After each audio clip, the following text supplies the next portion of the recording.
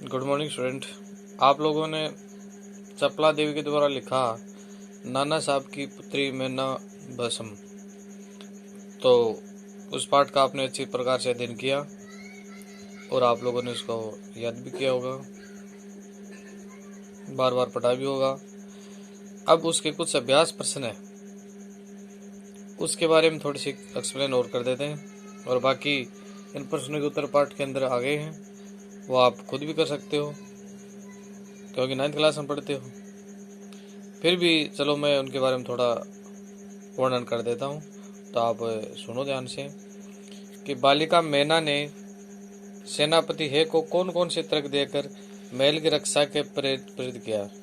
तो बच्चों इसमें बताया कि बालिका वो है जब उसको महल को तोड़ने के लिए आया तो उसमें बालिका ने तर्क दिए।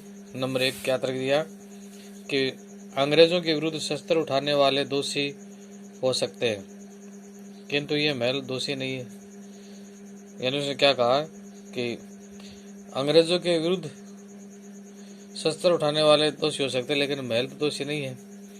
दूसरा तर्क दिया कि यह महल राजमहल उसे बहुत प्रिय है, उसे किसको, मैना को। तो इस प्रकार उसने 2 तर्क दिए। मैना जड़ पदार्थ को बचाना चाहती थी पर अंग्रेज उसे नष्ट करना चाहते, क्यों। तो इससे साफ ही पता चलता है कि मैना उसी राजमहल में पली और बढ़ी थी, उसी में बड़ी हुई थी तथा उसके मन में उसके बचपन की सारी यादें जुड़ी हुई थी। उसे वह निर्जीव मकान से गहरा लगाव था, इसलिए वह उसे बचाना चाहती थी। अंग्रेजों के लिए वह राजमहल उनके दुश्मन नाना साहब की पहचान था। वे उनकी हर पहचान को मिट्टी में मिला देना चाहते थे ताकि देश में फिर से कोई अंग्रेजों के विरुद्ध आवाज न उठा सके। इसलिए सबक सिखाने के लिए उसको तोड़ना हो जाते थे। प्रश्न नंबर 3 है, सर टाइम्स है कि मैना पर दया भाव के क्या कारण थे। तो ये भी चैप्टर में आया था कि सर टाइम्स है स्वभाव से कुछ दयालु भी रहे होंगे। जब मैना है से गोले बरसाने के लिए मना किया तो उसके करुणापूर्ण मुख पर और कम उम्र देखकर उसे कुछ दया आ गई। फिर जब मैना ने अपना परिचय देते हुए कहा कि वह उसकी मृत बेटी मेरी की बचपन की सखी है, तब है ने उसे पहचान लिया।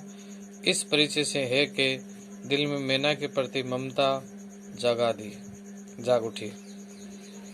मैना की अंतिम इच्छा थी कि वह उस प्रासाद यानी महल के डहर पर बैठकर जी भरकर रोले, लेकिन पाषाण हृदय वाले जनरल ने किस भय से उसकी इच्छा पूर्ण न होने दी।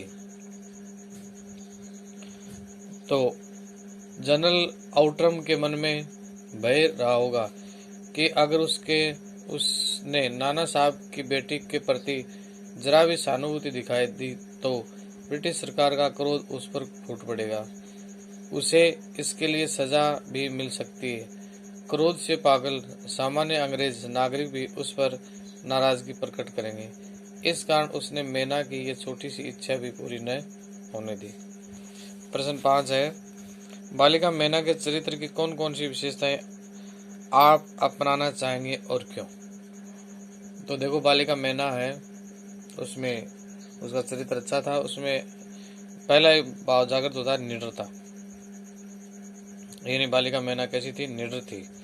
जब सेनापति है अपने सैनिकों के साथ उसके राजमहल को तोड़ने के लिए आया तो उसने निडर होकर उनका सामना किया। उसे अपने पकड़े जाने का कोई भय नहीं था। फिर भी वह है के सामने आई, उससे महल न तोड़ने की प्रार्थना की, तर्क दिए और उसके मन में करुणा जगाई। दूसरा पॉइंट मानो उसमें अपने घर के प्रति प्रेम, यानी स्वगृह प्रेम। मैना को अपने राजमहल के स्वाभाविक प्रेम था। उसके टूटने पर वह दुख सहन नहीं कर पाती, इसलिए वह एक बार उस टूटे महल पर बैठकर रो लेना चाहती थी। ये स्वगृह प्रेम का अनुकरणीय है। ये दोनों ही गुण उसे महिमा प्रदान करते हैं, इसलिए इन्हें हम भी अपनाना चाहेंगे। सर टाइम्स पत्र ने 6 सितंबर को लिखा था बड़े दुख का विषय है कि भारत सरकार आज तक उस दुर्दांत नाना साहब की नहीं पकड़ सकी। इस वाक्य में भारत सरकार ने क्या आशय दिया?